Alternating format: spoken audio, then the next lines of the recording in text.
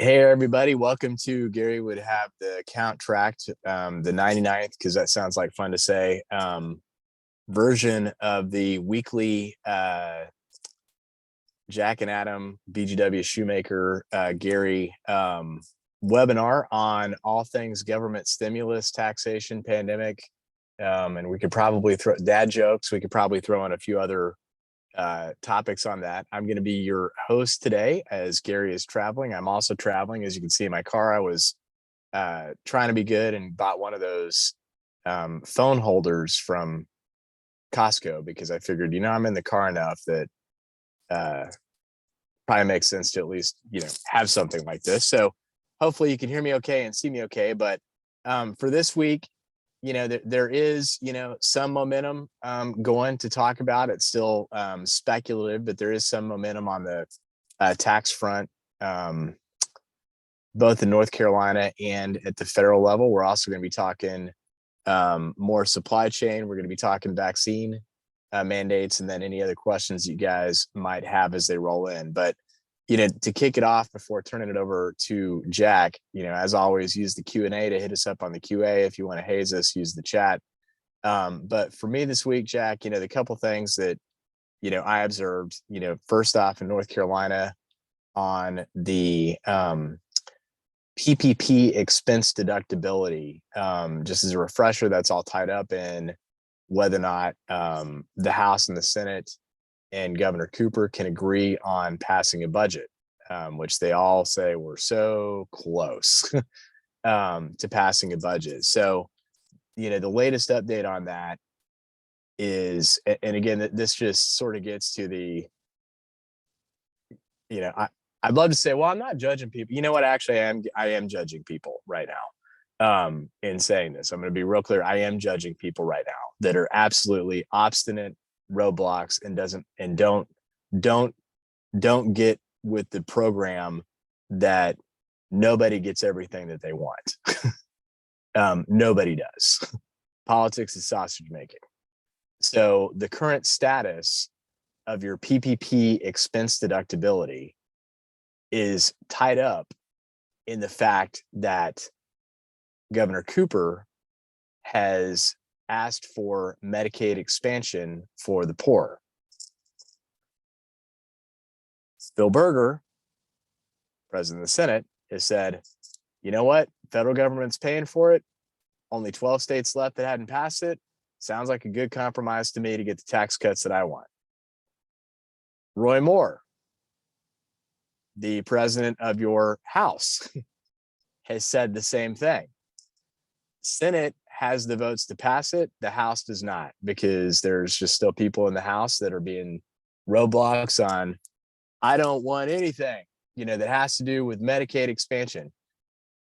If you're a voter, you go, it kind of sounds bad. But remember that the federal government is actually paying for this Medicaid expansion. So, and again, when the federal government said, hey, we'll pay for it, that's when a whole bunch of other Republican-controlled states got on board to where we're not down only 12, one of only 12 states that hasn't gone with the expansion. So, it is frustrating to have two people that are typically extremely conservative say, hey, I'm for that now to get a budget passed, then have their respective party members, at least a handful of them hold up, which is kind of a microcosm for, hey, look, now segue to the federal side of the equation, because it's sounding very familiar. On the federal side, if you've been keeping up with the news, Speaker Pelosi, has officially targeted a vote for Friday on the infrastructure bill, and I believe the social infrastructure bill. Couple changes that came out of that do impact taxes potentially. One of them, the one that primarily impacts taxes for us is they included the state and local tax deduction back, which again is your ability to deduct your income tax payments and your property tax payments. That's currently capped under the current tax law at 10 grand. It used to be unlimited, but subject to a very small phase out. What they're talking about doing is capping it. The counter from the Senate's probably going to be unlimited, but a cap at certain income levels. So, that's generally, a positive win for everybody. In the sense that, hey, well, everybody benefit. You can make, it's only big states that are going to. Last time I checked, I still pay state income taxes and property taxes, so I will benefit living in North Carolina. Ironically, I won't benefit at the North Carolina state tax level due to the tax cuts that were put through by Republicans. Anyway, that's my libertarian coming out saying, hey, can't we all just get along? So hopefully, something will move forward on that front coming up here shortly, and we'll have some more clarity into what our tax rates are going to look like for 2022. Just another quick refresher, there wasn't a whole lot that was super punitive for the common folk that I would consider all of us in the proposed tax legislation, other than as it stands currently, S corporations and partnerships would be subject to the Medicare surtax the same way that excessive W-2 compensation is. So that, it's 3.8%. That's not great, meaning it's tax increase, but it's also not the end of the world. So that's where we stand currently on the tax front. Jack's going to get more into specifics about the vaccine mandates and what's happening legally there with respect to employee challenges to those. But one thing that I did want to share on a personal note that I found very interesting in terms of why a lot of these are getting overruled in court is, one of my really good friends works for General Electric, and General Electric went beyond some other companies and said, vaccinated or you're fired. And they sent out an extremely lengthy memo walking through what your potential concerns might be, whether it was, hey, this was a rush job, whatever the case may be. So they're basically, the way that my friend Mark described it, it's like they were basically boxing you into what your answer was going to be, and it was probably not going to be religious exemption. And the way that they did that is that the primary, whether you believe it or not, primary religious objection is the use of fetal tissue in the development of the vaccine. Well, what G did was they said, hey, and by the way, here's the 9 million other things that, unless you can say I've never taken these either, you used fetal tissue. Because these products that you use also were developed using the same techniques, same research, same process. So it really did, in his opinion, he had some people on his team that were, I mean, in there, I'm not discounting the concern. It's just they were concerned and were planning on claiming religious exemption. And, they're engineers. So sometimes engineers can be highly logical. And he said that the response from his team was, look, I read the memo. I was planning on religious objection. I read it. Nope, I take that. So I cannot have a religious exemption. So that I think that's, part of why, and maybe you can still get a religious exemption. I'm just saying G thought that out pretty darn well.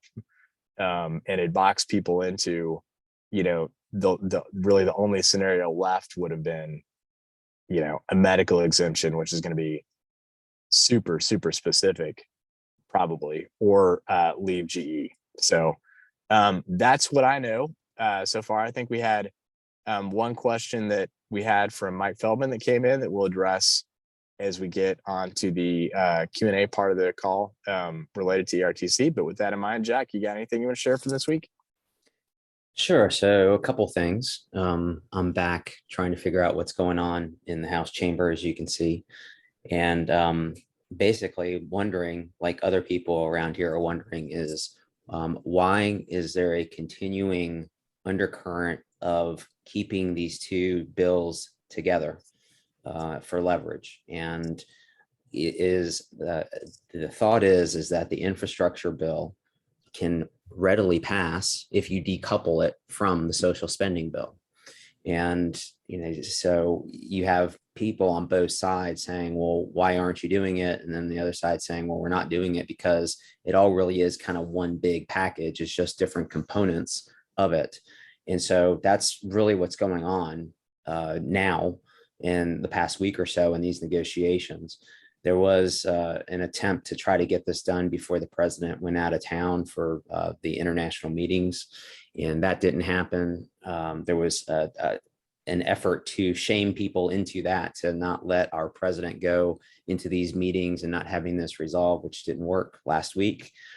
And so we'll see if they get any further this week. But there is, and we've talked about this for many prior sessions, is that there's just a lot of junk in there. And we've actually in prior sessions gone through some of those things that are in these bills when we're talking about the money for PPP and other things and getting that through the legislature. And so same issues, which is there's just a lot of pork in there that people are saying that's just it's very irresponsible to write a blank check, essentially a blank check like that, to be able to spend, and people are putting, they're adding extra zeros into what they as far as part of their budgets that they're submitting to be put into these bills. So there's that. We'll see what happens with that. With respect to supply chain, it is somewhat consistent in that we're all hosed, at least in the short term, and trying to figure out how long is that going to be into next year or longer. And there are different sources of motivation, if you want to call it that. The latest being is that the actual port authorities are charging companies extra money, and there's a term for it, sitting fees, storage fees, but there's actually a term for it that I can't remember that I'd read. Let's see, I can find it. Well, anyway, so basically you get a certain amount of time for it to be sitting either on a ship blocking the port or actually a docked ship and being unloaded. And if you exceed that time, then now they're charging like $100 an hour or something along those lines. And I get the impression it's similar to, the analogy would be, is how our airport operates. The city owns our airport, and then, for example, subleases to a master landlord, which in our case here in Charlotte is Host, and then Host subleases and runs essentially the food and beverage operations for the airport. So it'd be as if the city of Charlotte saying, hey, Host, get your act together, or else we're going to start charging you. So similarly, the ports, the governmental authority is charging these subs. And eventually what will happen is that we all get the pleasure of paying for all of these increased costs, because the shippers are very clear, have been very clear, that they're going to pass those along to their ultimate customers, which is our vendors, our retailers, and those are going to get, we're going to end up paying for those. So those are really kind of the two main issues that are going on with respect to vaccine mandates, kind of big, which is that the anti-vaccination factions have not been very successful in the court system in trying to get processes invalidated by private companies or the government. So you have essentially two kind of avenues. You have President Biden's mandate that people are trying to fight and say, well, for this reason. I mean, it was originally religious and medical exemptions, but just fighting it on more of constitutional type grounds, and have not been successful. So basically what the courts have been saying is that, hey, employers can do whatever they want so long as it's not discriminatory, essentially. And that these exemptions that people are claiming, as Adam demonstrated or talked about, is, oh, well, you're protesting the certain elements, the certain chemicals of the vaccine, but you, in most cases, unknowingly have used products that have that research and that biology in them. And so you can't claim that because you've already used it. And then it goes back to, well, we didn't know we were using it. Well, okay, you didn't know, so that makes it okay that now so there's a certain responsibility that you have for your own personal health to know what you're putting into your body. So if you're protesting, you don't want to put this into your body, but you already put it in there, it essentially invalidates that argument. So that's what's going on with that. And no surprise that the protesting has in some cases gotten pretty violent.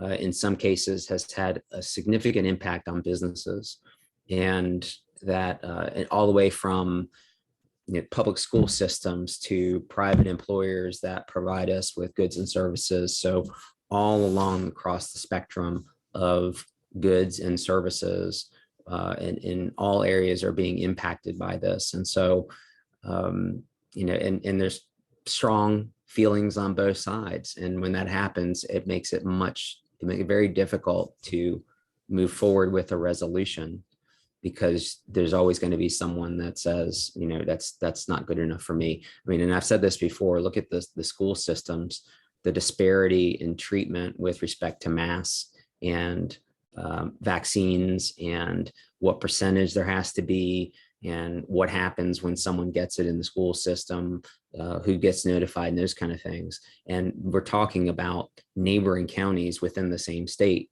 that have differing processes and procedures. So, and there really is no quick answer or solution to any of this.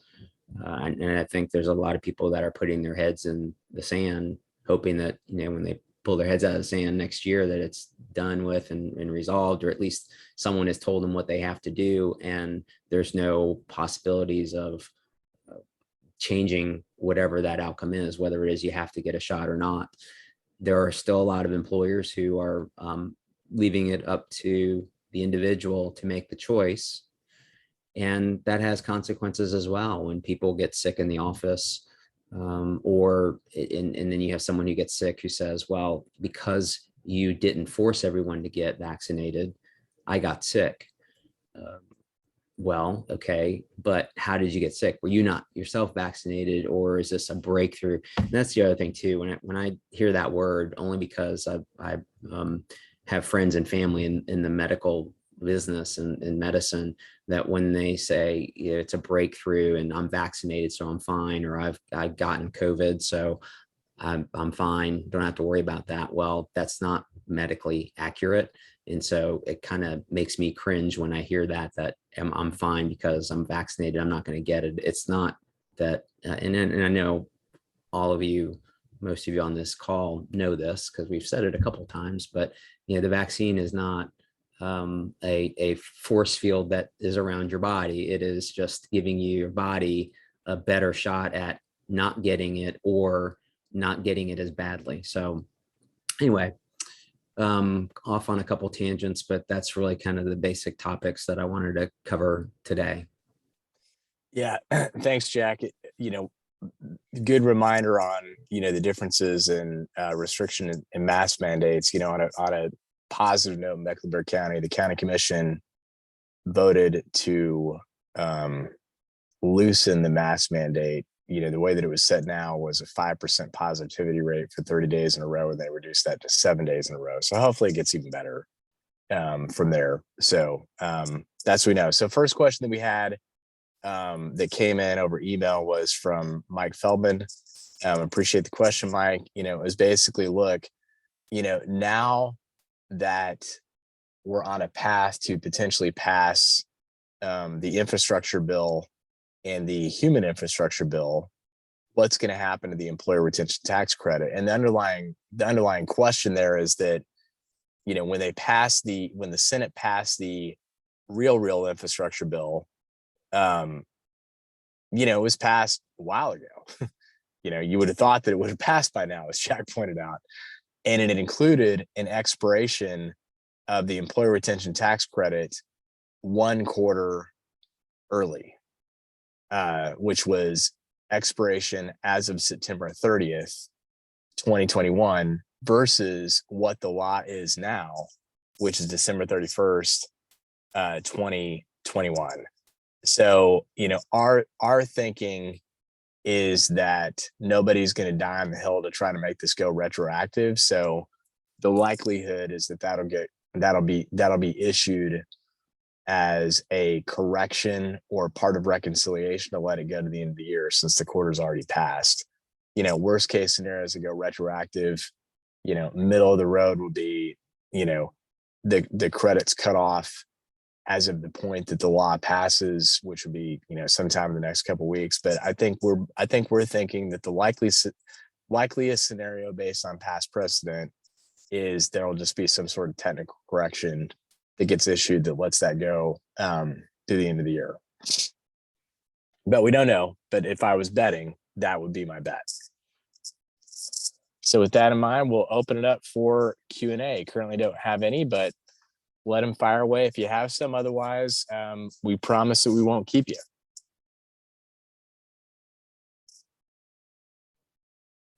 And we can do 30 seconds of awkward silence before Jack goes into dad jokes. So that'd be a way to say that if you've got some questions, you might want to ask them, because otherwise we're going to be subjected to dad jokes. We'll see if that works. I was going to throw out a trivia question. And it was it was the top 10 highest paid athletes, and it was normalized for inflation and brought to current as to what those dollars really are. So I think the first one is obvious. So I will give out a $10 gift card if you tell me who the second person on the list was in the news report that I heard this morning, which I'm going to have to look up because I don't remember which person it was. Got it. So answer the trivia question in the chat. Jack, I can't see that, so you'll have to check that on your computer. But we do have a question from Robert, which is saying, why is China telling its citizens to stock up on 6 months supply of food? Should we be concerned?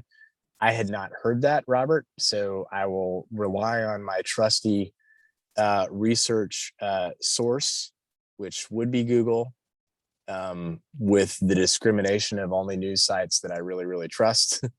And just, if we've got something to opine on that, we will, but otherwise I had not heard that. So I don't have an answer for that question, unless Jack, you got something. I haven't heard that specifically, but I've heard similar things that, hey, expect that the supply is just going to be less.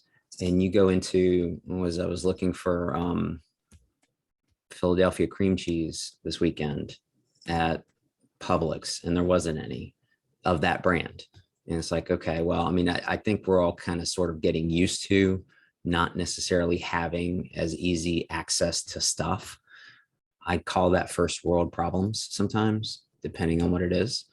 But, we all have gotten used to the immediacy of accessibility to stuff. And so when we don't have that, it bothers us. But, if we have substitutes, that's fine. But the warning came in the form of, if you are a procrastinator with respect to holiday gifts, you should start now.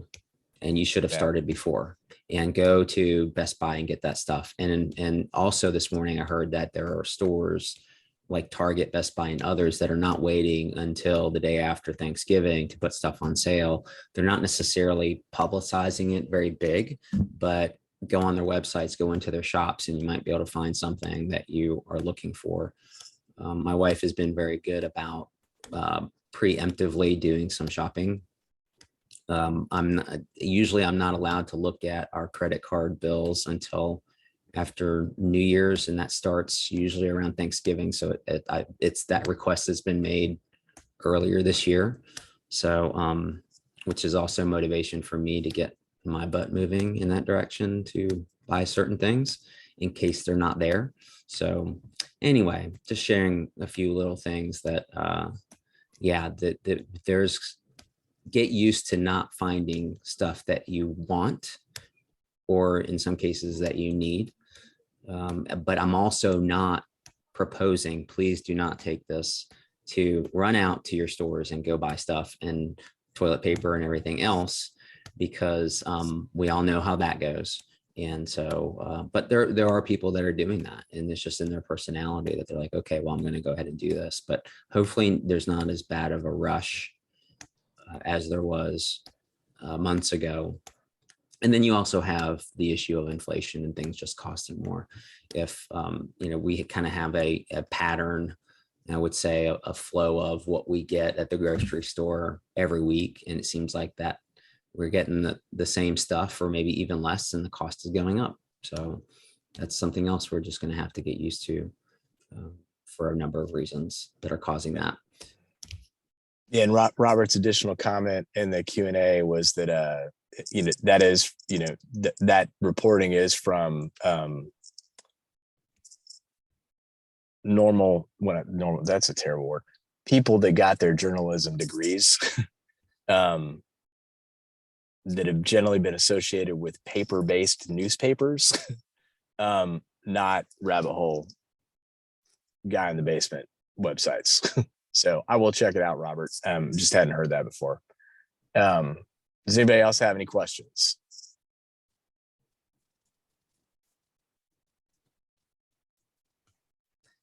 I don't have any Jad jokes, so sorry. Yeah, that's right. Yeah, so I guess before we call it, then kind of just last side note update. Remember that if you're in the restaurant business, in theory, there's supposed to be some financial reporting at the end of the year if you took some restaurant revitalization funds. So, and then secondly, if you're in the process of trying to sell your company, you still got a NEDA loan outstanding, you got PPP funds or whatever, that really complicates matters. So if you've got either one of those scenarios, just be on the lookout. So I think that's all I've got for this week, Jack, unless you got anything else as a closing comment.